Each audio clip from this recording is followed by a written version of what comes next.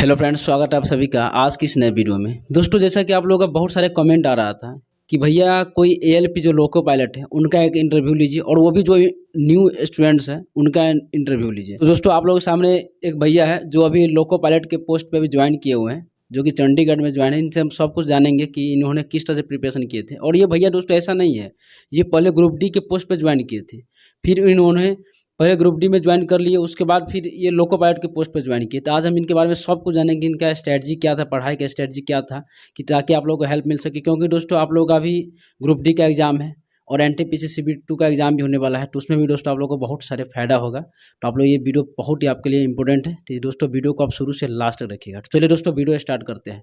तो सबसे पहले भैया थोड़ा इंट्रोडक्शन दीजिएगा। जी नमस्ते सबको। पहले तो मैं Rohit Kumar LP assistant loco pilot Chandigarh posted हूँ। मैं पहले मैं पूर्व में अगस्त 2019 से मैं फरवरी 2020 तक मैं ग्रुप डी में अपनी सर्विस दी। और बात रही स्ट्रेटजी की, तो मैंने किसी भी एग्ज़ाम को मतलब पढ़ने से पहले आप उनके सिलेबस को पढ़िए।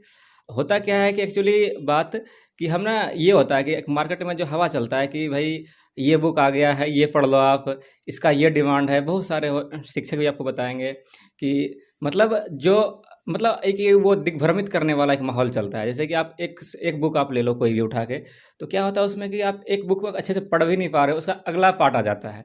तो हमें ये लगता है कि हम ना इसी बुक से हर चीज़ कर लेंगे, लेकिन जो वास्तविकता ये है कि उससे वो बिल्कुल भी नहीं है।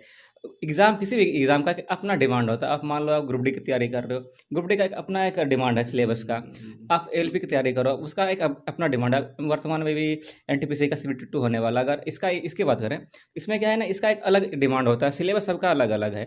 तो हम ना सबके सिलेबस को अच्छे तरीके से पहले अगर हम पढ़ें, तो हमें ना एक मतलब ये मिलता है, हेल्प मिलता है कि हम उस चीज़ को अच्छे पूरे तरीके से कर पाएँ।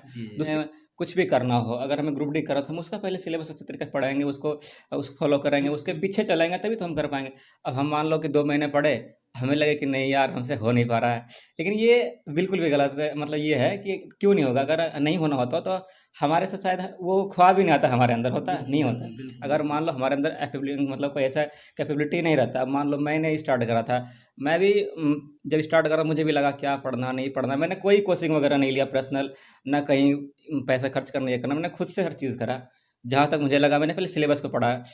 ग्रुप डी का जो सिलेबस, जहाँ तक का बात है कि ग्रुप डी का, तो उसमें क्या है 50 से 55 मार्क्स का मैथ और रीजनिंग का वेटेज रहता है। हाँ, और 55 मार्क्स। रिजल्ट का अगर प्लस पॉइंट देखा जाए, तो मेरे अनुसार जो मैंने मतलब अपने आप से अनुभव किया है, ग्रुप डी का एग्ज़ाम दिया, सिलेक्शन हुआ मेरा, मैं 6 महीने सर्विस भी दिया उसमें। फिर मैंने उसके साथ ही प्रिपरेशन एलपी का करा था, फिर दिया।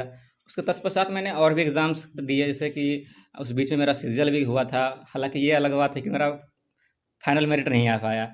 और मैंने फिर एमटीएस दिया था। तो मैं ज्वाइन इसलिए नहीं करा था एमटीएस, क्योंकि उस बीच में मेरा एलपी क्लियर हो गया था। और बात यह था कि मैंने ज्वाइन एलपी का कर चुका था, उसके बाद ही मेरी डीबी की डेट आई थी एमटीएस की। तो ये था कि एलपी में एक ये चीज़ है कि अगर आप ज्वाइन करते हो तो आपका एक बॉन्ड उस टाइम लिया जाता है कि आप ना कम से कम आपकी सर्विस 3 साल या अधिकतम 5 साल होना चाहिए। तो उसके वजह से मैं ज्वाइन कर चुका था। अब बॉन्ड मुझे भरना था, इसलिए अब क्योंकि ग्रेड पे दोनों का लगभग सेम था, इसलिए मैं एलपी को चूज़ करा। अभी मैं वर्तमान में एनटीपीसी का तैयारी कर रहा हूँ और मेरा CBT 1 है। अब देखो रिजल्ट आ जाता है 15 जनवरी को, उसके बाद मैं लगा हूँ। बाकी ये तो हम लोग अभी जो ग्रुप डी और एनटीपीसी का एग्जाम इसी पे ज़्यादा फोकस करते हैं। उसके बाद हम फिर आपसे बात करेंगे ही, फिर हम नेक्स्ट वीडियो में आपसे बात करेंगे, ऐसा नहीं है। तो भैया थोड़ा आप ये बता दीजिए, जो अभी जैसे एनटीपीसी CBT 2 का प्रिपरेशन कर रहे हैं, अभी प्रिपरेशन कर रहे हैं, और ग्रुप डी का प्रिपरेशन कर रहे हैं, उनको भी उन स्टूडेंट्स को देखिए। अब तो मेन मान के चलिए दोनों का सिलेबस सेम ही है, बस उसमें है कि आपको एनटीपीसी CBT 2 में है कि जीके का पोर्शन में ज़्यादा रहेगा और इसमें साइंस का पोर्शन ज़्यादा है। तो थोड़ा स्टूडेंट्स को कैसे प्रिपरेशन करना चाहिए और अभी उसको किस आधार पे करना चाहिए कि ताकि उसको ज़रा माने इफेक्टिव हो एग्जाम में, कि दोनों एग्जाम वो लेकर चल सकते हैं, क्योंकि कोई भी स्टूडेंट रिस्क नहीं लेना चाहता है।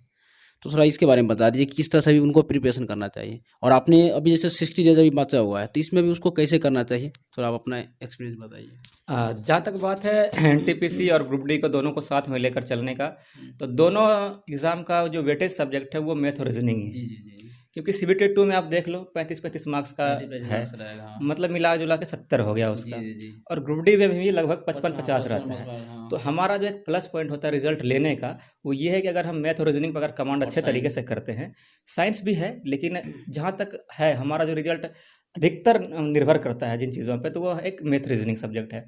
और मैंने उस चीज़ को हमेशा अपने मतलब अपने आपसे मतलब ये रखा कि नहीं, अगर ये हमारे साथ है तो मैं फिर ले सकता हूँ ले रिजल्ट। सकता हूँ, बाकी बिल्कुल। चीज़ें देखो, जीके जीएस करंट अफेयर्स तो हर कोई मतलब ये रखता है कि चलो पढ़ लेंगे, पढ़ते भी लोग हैं। लेकिन अगर आपका रिजल्ट उठाना है मतलब कहीं पे जो आपका हेल्प कर सकता है, मैथ रीजनिंग एक ऐसा सब्जेक्ट है ना, अगर आप इसको रेगुलर पढ़ते हो ना, तो आप इसमें मार नहीं खा सकते कभी। अगर आप इसमें मेहनत करे हो तो इसका एक दायरा लिमिट किया गया है ना, दायरा जो एक सीमित है कि हम इस समय से अगर इतना पढ़ते हैं तो टाइप होता है इसमें। लेकिन आप जीके जीएस ले लो, ये ले लो, कुछ भी ऐसे सब्जेक्ट ले लो, उसका कोई मतलब लिमिट ऐसा नहीं है। करंट है, मान लो कि ऐसा कोई बुक भी नहीं बना है जिससे कोई पूछेगा, आपको पता नहीं है। हाँ, बिल्कुल हाँ, बिल्कुल। तो मैं ये बताना चाहूँगा, अगर आप साथ साथ लेके चल रहे हो तो सबसे ज़रूरी चीज़ है वो मैथ रीजनिंग, आप उसको फोकस करो अच्छे से। बाकी करंट आप पढ़ो, क्योंकि करंट भी लगभग आ जाता है। जैसे कि मैं बता रहा हूँ कि मैंने जब ग्रुप डी का एग्ज़ाम दिया था, लगभग मेरे 8 करंट सही हुए थे, अरे जो वाह, मैं मानता हूँ कि अच्छा। मेरे रिजल्ट का सबसे बढ़िया पोर्सन रहा था वो। मैथ रीजनिंग तो था ही, बाकी मेरे करंट जो थे वो मेरे सही रहे थे, जिसको मेरा एलपी भी हुआ, तत्कालिक मैंने बताया, जैसे सीजीएल भी उस टाइम पे हुआ हाँ, था। बिल्कुल। ग्रुप डी मतलब मैंने ये देखा कि सिलेबस का ना एक अध्ययन ना हमें सिलेबस का करना चाहिए पूरे तरीके से। अब मान लो अभी मैं एनटीपीसी का कर रहा हूँ, तो एनटीपीसी का जो एक होना चाहिए कि हमें क्या पढ़ना चाहिए। तो मान लो 35-35 मार्क्स का रहेगा, तो मैं इस पर फोकस करूँगा ज़्यादा। बाकी जीके जीएस है पढ़ूंगा मैं जहाँ मुझे ज़रूरत है। मान लो मैं 4 घंटे पढ़ूंगा मैथ रीजनिंग को, तो 2 घंटे पढ़ूंगा मैं जीके हाँ, जीएस को, बिल्कुल बिल्कुल। क्योंकि मेरा जो मेरे लिए जो ज़्यादा फायदेमंद रहेगा मैं उसको पढ़ूंगा पहले। करंट अफेयर्स में जैसे कौन सा बुक अभी पढ़ना चाहिए, क्योंकि अभी आप लोगों को समय भी ज़्यादा नहीं है, तो इसमें भी थोड़ा ये बता दीजिए जिससे करंट अफेयर्स में कम से कम 5 से 7 क्वेश्चन वो बना पाए। करेंट अफेयर्स का जहाँ तक बुक का बात रहा, तो बुक तो मार्केट में बहुत सारे हैं, लेकिन पर्टिकुलर तो ये आपने क्या प्रीफर किए थे बुक मैं मतलब? एसपीटी का करंट अफेयर्स पढ़ा था, जो कि नॉर्मल है, और हाँ, मुझे लगता है सफिशियंट है। रेलवे के लिए तो बिल्कुल सही है। सफिशियंट है, उससे बाहर नहीं होता है मेरे ख्याल से। जितने मैंने रेलवे नहीं बल्कि सीजीएल भी मैंने दिया, एमटीएस भी दिया, वाह। उसका एनटीपीसी भी दिया। तो मैंने हमेशा वही उसी बुक को फॉलो करा और मेरे लिए फ़ायदेमंद रहा। और बाकी मैं आगे नहीं बता सकता कि आपके लिए कितना रहा हो, सही बाकी है। मेरे लिए बहुत अच्छा रहा है। आपका ग्रुप डी में मार्क्स कितना था? मेरे ग्रुप डी मतलब 80 मार्क्स थे, और सीबी वन में कितना मार्क्स आ रहा है आपका? एनटीपीसी में मेरे कम मार्क्स है, इस वजह से क्योंकि मैं सर्विस में अपने आप को और हम लोग के साथ भी थोड़ा यही लीन हुआ। करने में ज़्यादा हो गया। क्यों? कन्फ्यूजन रहता है लड़का लोग का हाँ जी। कि जैसे जो होता है ना, जैसे प्रैक्टिस सेट का क्या रोल होता है, इंपोर्टेंट रोल क्या? अभी लड़का लोग प्रैक्टिस सेट कैसे लगाना चाहिए, कितना हाँ रेगुलर लगाना चाहिए, या अभी मैंने कैसे लगाना चाहिए, थोड़ा आप बता दीजिए। हाँ, प्रैक्टिस सेट का जहाँ बात है, जहाँ तक मैं ये कहूँगा किसी को, अगर आप ये जरूरी नहीं होता कि आप कितना प्रैक्टिस सेट एक दिन में लगा पाते हो, जरूरी ये है कि आप जितना लगाते हो उसका आप अध्ययन कितना कर पाते बिल्कुल हो। बिल्कुल। अब होता क्या कि मैंने जो जनरली देखा है, मैं भी शुरू शुरू में यही करता था, दिन में 2-3 प्रैक्टिस सेट मार लिए, उसके बाद मार्क्स काउंट कर लिए, हाँ इतने मार्क्स बन गए, अब चलो सबमिट कर रखा। तो ऐसा नहीं होना चाहिए। एक ही आप प्रैक्टिस सेट बनाओ, कोई दिक्कत नहीं है। आप उसमें टाइम सेट करके बनाओ, एक आपकी स्पीड होनी चाहिए, वो आप वो मेंटेन कर लो। Online offline? कोई भी आप बनाओ, बस टाइम का आप ऑनलाइन, वहाँ पे पालन करो। बिल्कुल बिल्कुल। बाकी व्यवस्था तो आपके पास दोनों है। सही और बात हाँ, बिल्कुल। लेकिन जब टेस्ट मारो तो उसके बाद उसका एनालिसिस जो होता है वो आप पूर्ण तरीके से कर लो। इसी वजह इसलिए ना ज़रूरी है।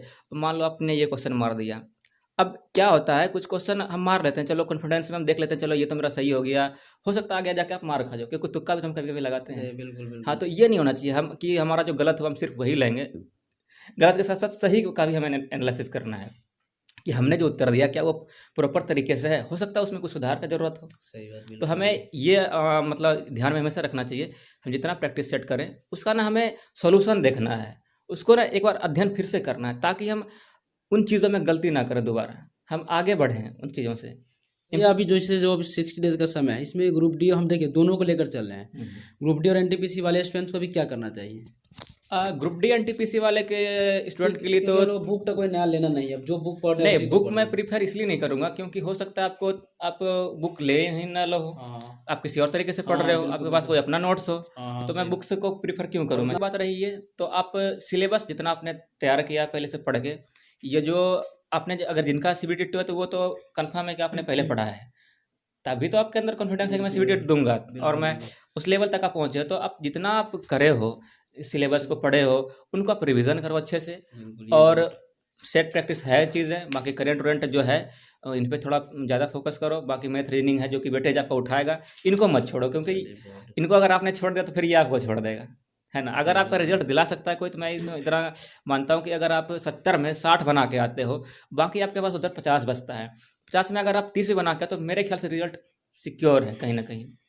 तो इसीलिए रिवीजन और सेट प्रैक्टिस और भैया इस एक और तरीके से। कन्फ्यूजन रहता है कि जैसे जो लड़का लोग का जो एनटीपीसी में कितना, जैसे किसी का 40 नंबर 50 नंबर, तो उन लोगों को कितना मार्क्स आया तो मिनिमम आ रहा तो प्रिपरेशन करना चाहिए, नहीं तो फिर आ, ग्रुप डी में फुल्ली उसको प्रिपरेशन करना चाहिए। देखिए ये कह नहीं सकते हैं, क्या है कि ये नॉर्मलाइज का जो बात है, आप देख लो पिछले बार ही क्या हुआ। मैं कई लोगों को ऐसे जानता हूँ जिनके 50 थे, उनके नॉर्मलाइज होकर 80 बने हैं, जिनके 70 थे उनके 72 बने हैं। मेरे साथ मेरे कई ऐसे मतलब साथ वाले लोग भी हैं जिनके 70 से 72 हुए, किसी के 50 से सीधा 80 हुआ। तो ये अब शिफ्ट पे, अब मैं सबको नहीं जानता हूँ कि किनका शिफ्ट कितना हार्ड था, ये बोर्ड डिसाइड करता है ना।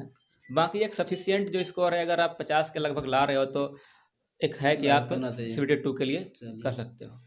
चलिए बहुत बहुत धन्यवाद भैया कि आपने इतना कीमती समय दिया, इसके लिए आपको हम तहे दिल से धन्यवाद देना चाहता हूँ। बिल्कुल बिल्कुल। और ये देखिए भैया, ये सब जो है ना हम लोग करना पड़ता है कि स्टूडेंट्स लोग ही कमेंट करते हैं, क्योंकि जैसे होता है ना, उसको थोड़ा सोचता है कि भाई कोई ऐसा एक्सपीरियंसेस आदमी मिले, स्टूडेंट्स मिले जो क्वालिफाइड हो, वो थोड़ा अच्छा से मोटिवेट करते गाइड कर सके, इसीलिए आपको थोड़ा हम ये किए। चलिए बहुत अच्छा लगा भैया आपसे मिल करके।